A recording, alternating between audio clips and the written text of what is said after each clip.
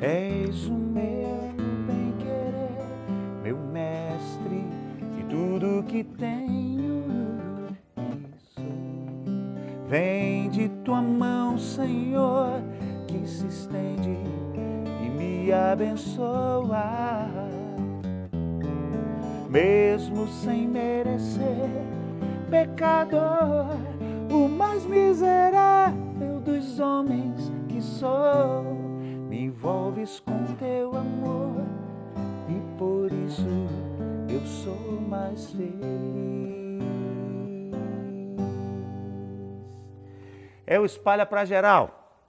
E hoje nós vamos falar sobre o quê? Sobre o poder da música. Dizem que o uso da música como via terapêutica é tão antiga quanto o próprio homem. Já nos papiros médicos egípcios de 1500 a.C., há evidências do seu valor no tratamento de questões relacionadas com a fertilidade feminina.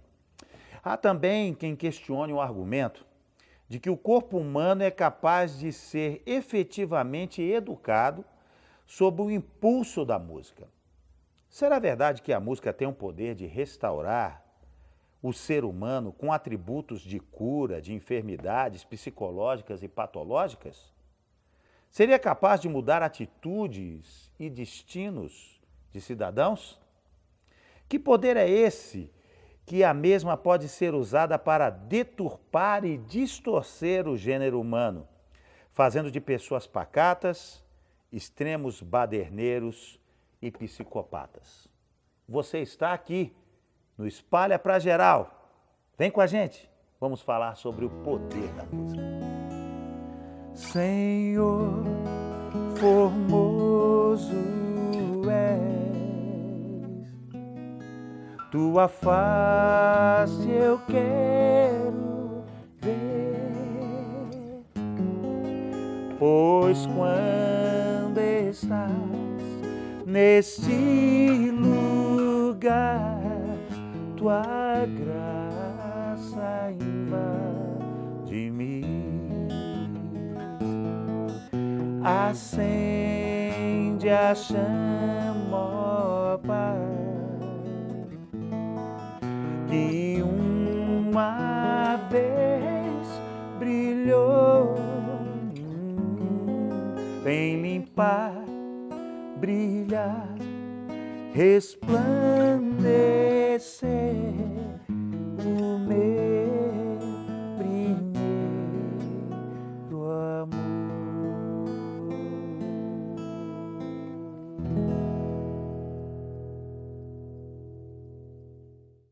Muito bem, nós estamos aqui no EPG, no Espalha pra Geral, e hoje nós vamos falar sobre o poder da música.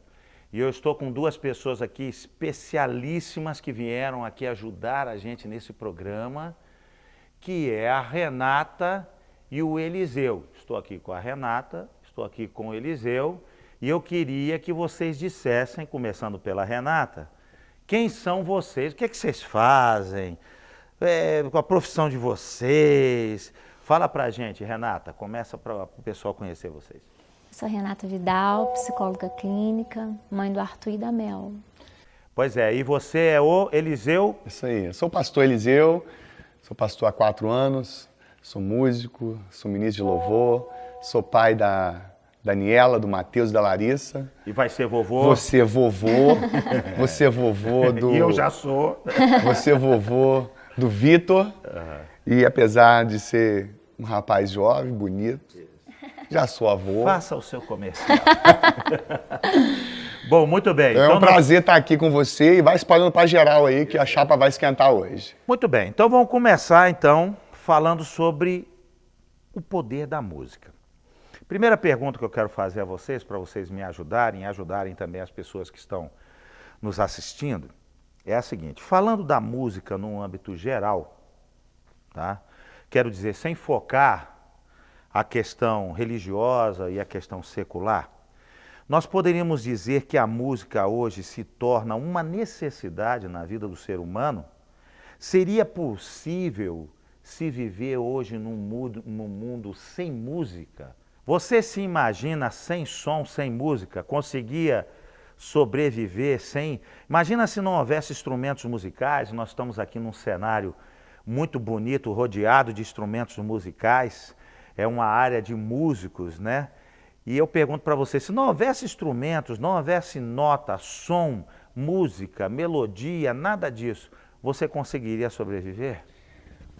Eu vou contar uma experiência que eu aprendi e que fizeram com um rapaz que estava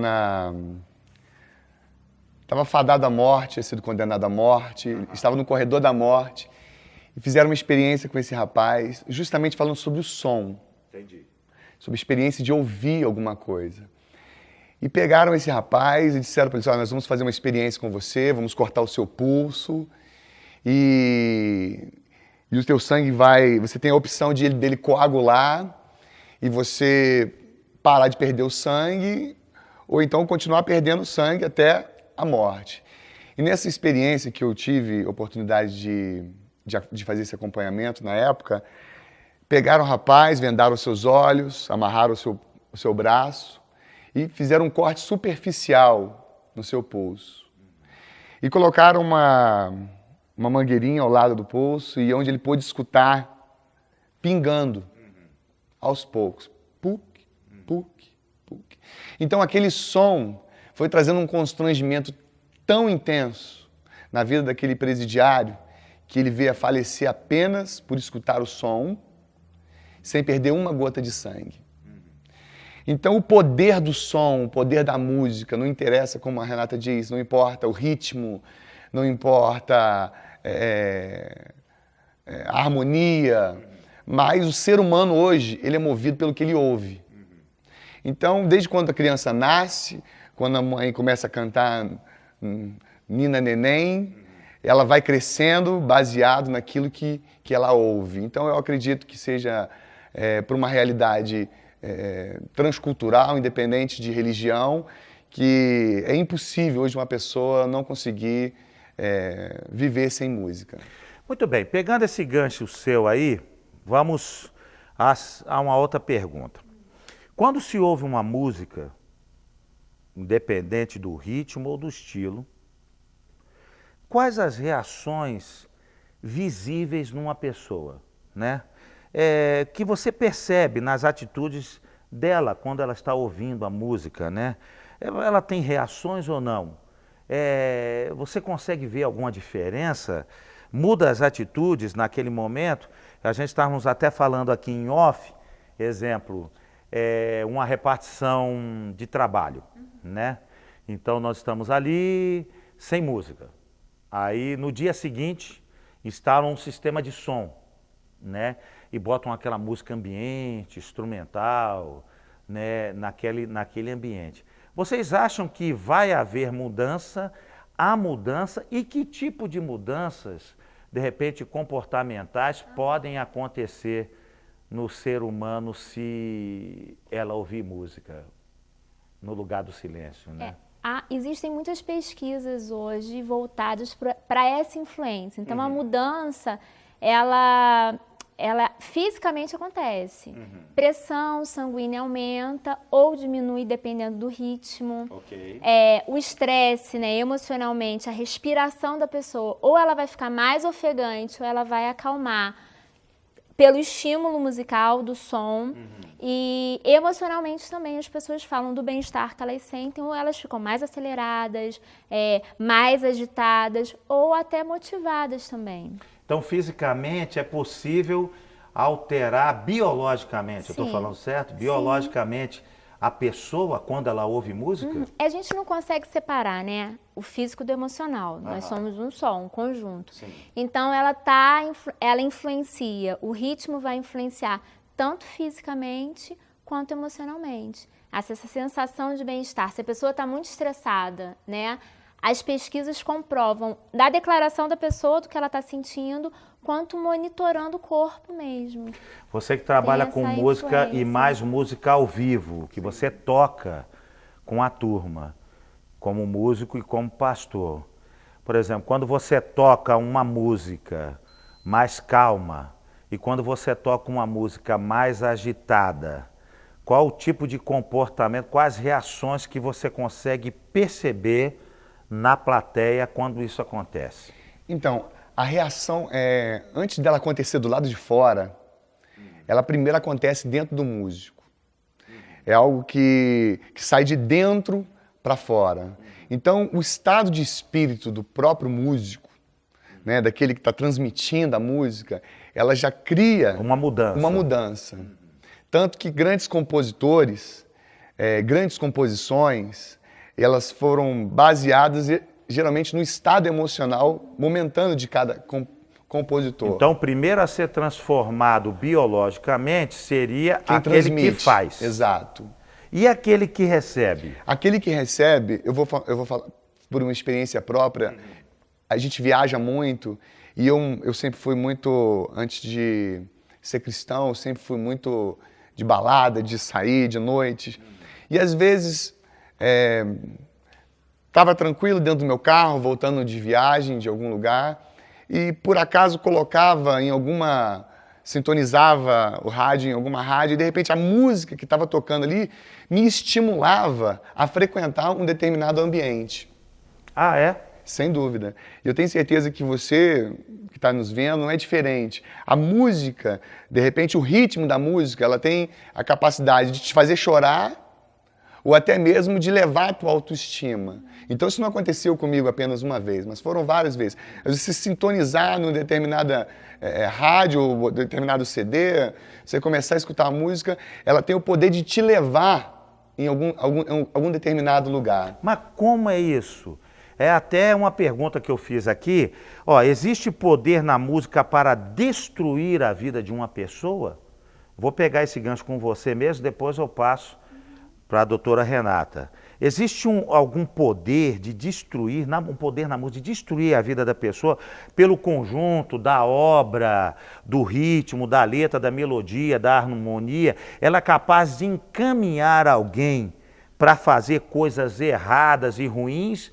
Ou toda a música, assim no âmbito geral, não, a música não tem poder para isso. Ela é uma coisa mais tranquila, que ela pode elevar, assim, biologicamente a pessoa, mas ela não tem esse gás todo de fazer uma pessoa se destruir ou ir para algumas paradas erradas, umas situações erradas. Você acha que ela tem poder ou não para isso? Então, a gente vai botar pimenta no negócio aí. Eu acredito que a gente é movido pelo que a gente ouve.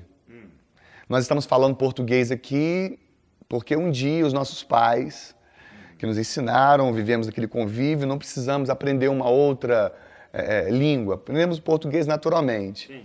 Então isso é uma coisa natural. Se você tem o hábito de escutar uma música que tem uma letra que vai te levar a se apaixonar por alguém, automaticamente aquela música ela vai te deixar com o coração mais aberto para você viver um relacionamento. Ou o tipo de música que você vai escutar, um rock, ele vai te levar a gastar energia, a pular, a dançar, enfim, vai trazer dentro de você mesmo um desejo de extravasar. Isso quem poderia falar mais um pouquinho é a própria Renata, da música, né, tratando do comportamento ou mudando a atitude. Mas ela, por exemplo, pelo que eu estou entendendo, eu vou falar com a doutora Renata a respeito dessa parte biológica. Mas na parte conceitual a nível de música, que é o que eu estou falando com você. Ela é capaz, o cara ouve um rock pesadíssimo, um Sepultura, um Metallica, uma onda desse tipo.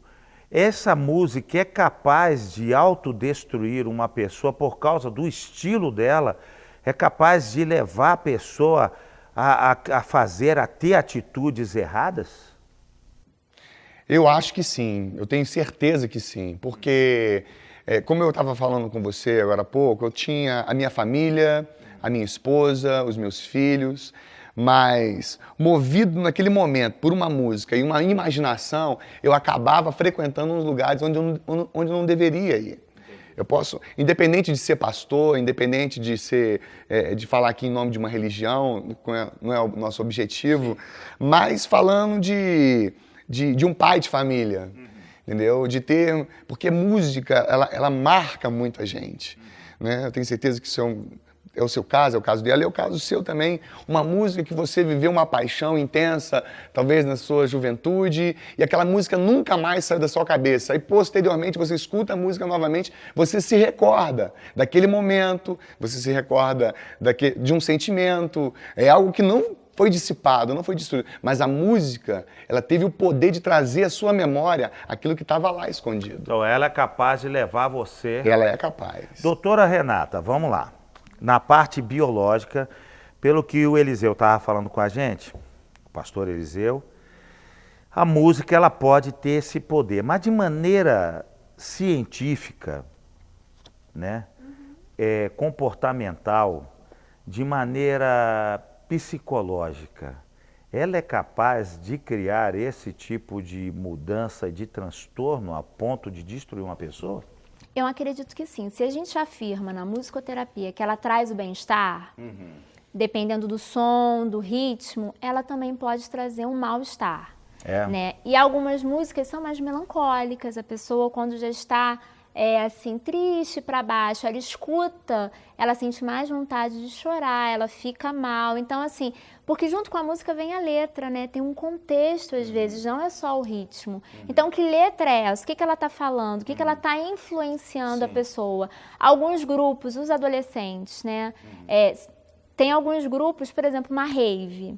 Aquele som, aquela batida, eles entram meio que num transe. Entendi. Então, assim, o que eles levam a consumir ali, porque hoje a gente tem muitos jovens participando desses grupos. Naquele momento, talvez coisas que eles nem fariam, ou nem usariam uma droga, ou alguma bebida, eles são influenciados e acabam usando. E, assim... o que a letra fala, eles passam a viver, né? Mas então atinge... Eles acreditam também. Atinge, então, em cheio o emocional. Claro. Direto. Claro. Deu o exemplo da rave, falando dos jovens e dos adolescentes. Os dois concordam em gênero, número e grau, que atinge o emocional de uma maneira... Traz o bem-estar e o mal-estar. Se a gente pensar até na vida intrauterina no bebê, né? Pessoas que estimulam o som, a música, alguns bebês se agitam. E aí eles falam, né, que quando o bebê nasce, a mãe põe para tocar que ela achava que a criança estava feliz da vida, e a criança começa a chorar, porque aquela música traz o mal-estar para a criança. É mesmo?